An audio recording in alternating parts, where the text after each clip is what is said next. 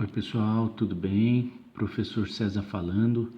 Estamos aqui para mais uma aula de ensino remoto de emergência. Bom, no último vídeo nós paramos aqui nesse slide, né? Estávamos falando da coluna com a fase estacionária dentro dela, certo? Falamos um pouco sobre as características externas da coluna, primeiramente, né? Elas costumam ter de 10 a 30 centímetros, né? Enfim, estávamos falando, mostrando ela por fora, mostramos até inclusive uma fotinho, né? De diversos, então essa daqui é uma coluna provavelmente de 30 centímetros, essa deve ter 20, 25, né? Essa daqui deve ter 10 centímetros, enfim, estávamos falando sobre a coluna. Então, ainda falando da coluna, né? Vamos lá para o recheio da coluna, falar um pouquinho do recheio da coluna, mas é só um pouquinho, porque boa parte das coisas que a gente vai ver aqui já é repeteco do que nós já vimos, né? Então, o que recheia uma coluna? É a fase estacionária.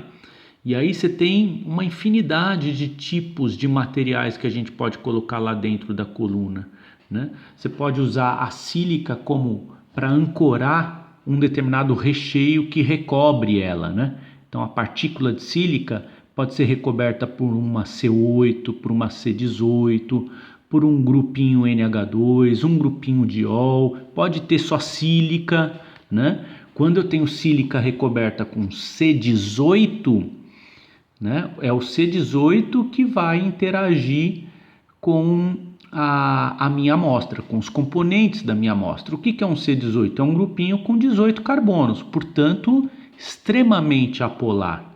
A sílica fica recoberta, ela só serve para ancorar o C18, né?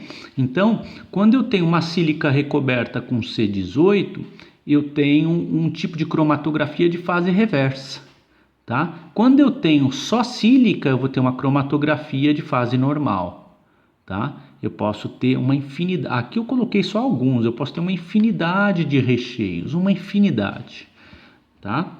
Não vamos ficar falando muito sobre isso. Então tá aqui só um slide que eu tirei uma fotografia de um livro com os diversos grupinhos que eu posso pendurar lá na sílica, né? Então, a gente pode fazer isso por meio de uma reação química. Então, posso pendurar um grupo amino, um grupo ciano, um grupo diol, um grupo octadecil, enfim, tá? Um grupo fenil, tem um monte de grupos que a gente pode pendurar lá, né? E o resultado é mais ou menos esse aqui, né? Tá aqui, se a gente pudesse fazer uma analogia, né? Uma partícula de sílica e o C18 penduradinho, né? Esse daqui é um C8, esse aqui é um C4, tá? Esse daqui é um grupinho mais apolar do que esse, que é mais apolar do que esse, mas todos eles são fase reversa, tá? Então esse aqui vai interagir mais fortemente com a minha amostra, com a parte apolar da minha amostra, dos componentes da minha amostra, né? Então esse aqui vai interagir mais fortemente, esse aqui tem uma interação média, esse aqui vai ter uma interação mais fraca, tá? Bom, e agora nós estamos caminhando para a última parte do meu equipamento, que é o detector. Eu não vou ficar entrando muito em detalhes, mesmo porque, por exemplo, espectrometria de massa como detector é uma técnica que a gente vai ver posteriormente, a gente não viu ainda, né? Então não vou chover no molhado, ó, o VVIS nós já vimos. Eu vou até mostrar um videozinho daqui a pouco, né? Para você ver o princípio de funcionamento de um detector que usa o VVIS, né? Um detector do tipo VVIS. Tem detector do tipo infravermelho, também não faz sentido falar disso agora, porque nós não vimos essa técnica, é a próxima técnica que nós vamos ver, né? Então, não vai fazer muito sentido a gente entrar no detalhe aqui do detector. Também nós não temos esse tempo, né, para ficar viajando na maionese, tá? Então a gente precisa fazer um recorte. Estamos no ensino remoto e é o que tem para hoje, né? Então, características desejáveis de um sistema de detecção. O detector tem que ser sensível, estável, reprodutível, tem que ter uma resposta linear para várias ordens de grandeza, tem que ser rápido, confiável, fácil de usar, similaridade de respostas para diferentes solutos, né? Então você precisa ter um detector que consegue enxergar diferentes solutos, tá? Eu vou mostrar aqui rapidamente, só para você ver, um detector de UV-Vis por dentro, um esqueminha aqui, só para você entender, né? Então tá aqui, ó, o caninho que vem lá da coluna, né? A coluna tá para cá, ó, né? E aí vem aqui a amostra, né? Então a amostra ela é composta por vários analitos. Os analitos foram separados lá na coluna, né? Você teve uma migração diferencial, cada um migrou numa determinada velocidade na coluna, então você tem os vários componentes chegando em tempos diferentes, né? Então primeiro chega o componente azul, depois chega o componente laranja que está mais para trás, depois o rosa e assim vai, né? Tá todo mundo migrando com velocidades diferentes. Então quando esse componente azul chega aqui dentro do meu detector, olha só, ele é encaminhado para um caninho que fica aqui, ó, na mesma direção, né? Então ele passa aqui por um caninho que fica nesse caso na horizontal, e aqui, ó, quando a minha amostra está de frente com a fonte de luz UV, né? Olha só, ele é analisado nesse momento, quando ele está de frente, ó, com a luz UV. E aqui atrás você tem um tipo de detector, né? Detector do tipo UV-Vis. Vocês lembram lá, quando a gente trabalhou com UV-Vis, nós vimos, acho que um sistema de detecção, né? Como é que é o processo de detecção lá no UV-Vis? Como é que era? Era utilizando a fotomultiplicadora, né? Tudo bem? Que baseado no catapultar de elétrons, lembra? O efeito fotoelétrico é que estava por trás desse sistema de detecção. Tudo bem? Então, só vai entender bem quem teve o UV-Vis lá com o tio. Eu não vou voltar nesse assunto não faz sentido eu ficar detalhando aqui o sistema de detecção, mesmo porque isso aqui nós já vimos lá atrás, em espectroscopia, tá? Mas é basicamente isso, a fonte de luz, ela chega aqui, parte dessa radiação é absorvida pelo meu analito, e aí o meu detector, que é o olho, ele percebe essa parte da radiação que foi absorvida, tá? E aí ele consegue perceber que está passando alguma coisa. Manda sinal lá para minha canetinha, a minha canetinha faz assim, né? Tá? E aqui vai para o descarte, ó. Tá? Beleza? Vamos ver aqui, ó. Então, eu acho que esse vídeo vai ficar para casa para você assistir também, mas olha lá, ó. Olha lá o sistema de UV-Vis funcionando, olha lá, o detector, ó, a amostra tá chegando aqui, ó, e aqui tá a lâmpada. Ó, aqui, ó, chegou, essas bolinhas cinzas são a fase móvel, tá? A bolinha, e o que chega fora de cinza, essa animação ela é bem interessante, né? Ajuda a gente a entender. Olha lá. Então tá chegando fase móvel. O detector não enxerga nada, ó. Aqui, ó. Opa, volta aqui um pouquinho. Aí, ó, chegou a amostra.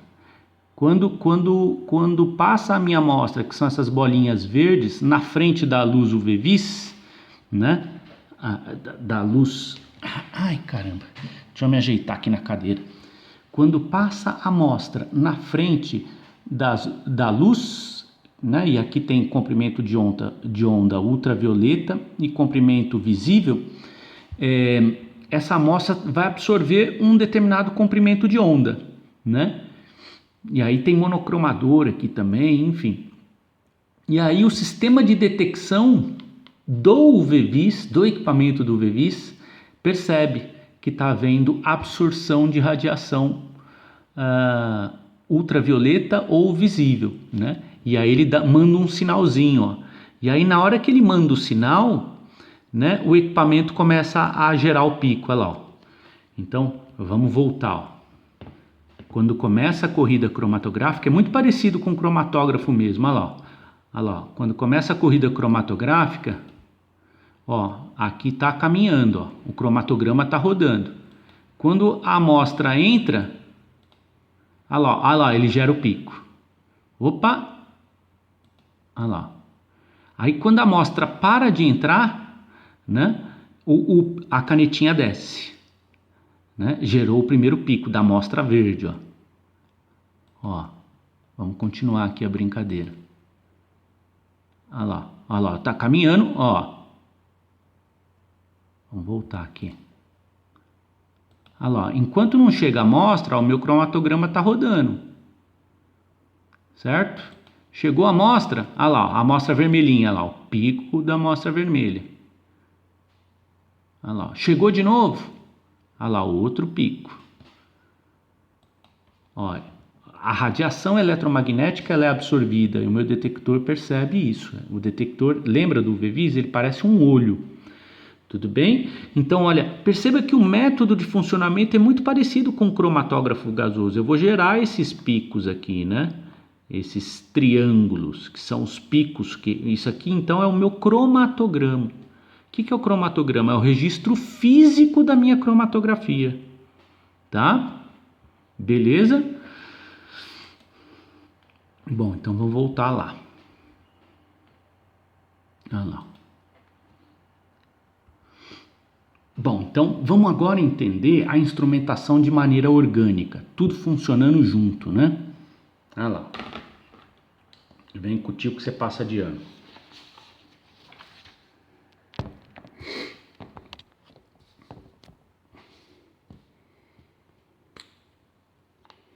Olha lá, então aqui nós temos as garrafinhas. O tio desenha mal pra caramba, hein? Olha lá. Então aqui nós temos as garrafinhas com diferentes solventes. Solventes mais apolares, solventes mais polares, certo? Essas garrafinhas são conectadas, né? São conectadas no meu processo. Aqui eu tenho uma bomba que bombeia esse líquido até o sistema de injeção. Né? Aqui que eu vou enfiar a minha amostra, com aquela alça de amostragem que eu mostrei para vocês, que vai bombear até a nossa coluninha lá, que vai até o nosso sistema de detecção, que é um olho. Olha lá. Certo? E aí o detector manda o registro. Olha lá, então o que está acontecendo? Liguei o equipamento. O que vai acontecer quando eu ligo o equipamento? A bomba começa a sugar a proporção dos meus solventes, a proporção que eu programei, 70-30, 90-10, a proporção que eu quiser, né? Então, esses líquidos vão ser misturados, vão passar pela bomba, pelo sistema de injeção e vão até a coluna, vão chegar no detector, né? Então, nesse momento que eu liguei o equipamento, né? Deixo ele rodando até ele estabilizar. Beleza. Aí eu venho aqui, ó, e injeto a minha amostra. Quando eu injeto a minha amostra, começa a corrida cromatográfica. Então começa a rodar lá o meu cromatograma lá. O meu sistema de detecção começa a enxergar que não está passando nada de diferente.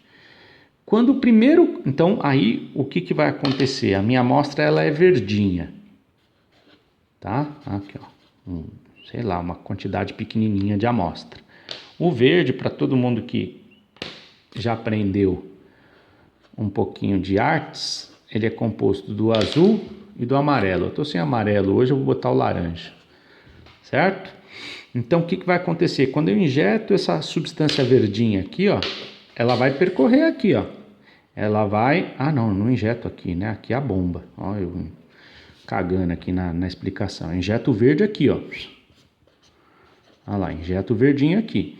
Na hora que eu injeto, ele continua verdinho, ó. Ele vai andando aqui, a fase móvel vai tocar ele, até ele chegar na coluna.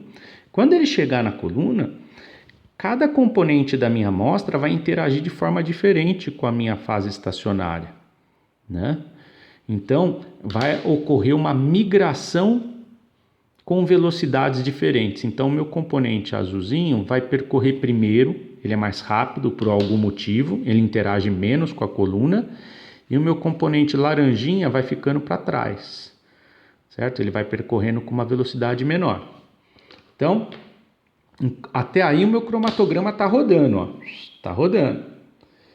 Quando esse composto azulzinho chega aqui, ó, no detector, o detector enxerga que está passando alguma coisa diferente, né? Por UV-Vis ou por massa, ou existem vários sistemas de detecção. Quando ele enxerga, ele manda um sinal para o equipamento. Ups! Aqui, ó. E aí esse sinal, a gente pode fazer aquela brincadeirinha da canetinha, né? Antigamente era uma canetinha que ficava presa aqui, ó. Mandava o sinal, o papel correndo, a canetinha fazia assim, ó. Né? E aí depois ela descia. Então a imagem que formava era um triângulo. Por isso que é legal estudar equipamento antigo, porque você vê como é que é o processo de funcionamento, né? Por que gera um triângulo no cromatograma? Por causa da canetinha, que subia e descia, mas o papel estava correndo, na hora de subir e descer, formava um triângulo. Muito bem. Aí, o detector para de enxergar o meu componente azul e aí continua a linha assim, ó. Por quê? Porque a cromatografia está rodando, tá? Chega uma hora que o laranjinha também chega no detector. Quando ele chegar no detector, o olhinho vai apitar, né? Ele vai falar, opa, chegou, tem gente estranha passando. E aí ele manda um sinal para a canetinha faz assim, ela sobe e o papel roda. Quando ela desce é porque acabou a minha amostra. Acabou, passou, né? Passou tudo que tinha que passar. O detector voltou a enxergar sua fase móvel. Ou melhor, voltou a não enxergar nada, né? Então, você vai ter o pico da substância laranjinha aqui.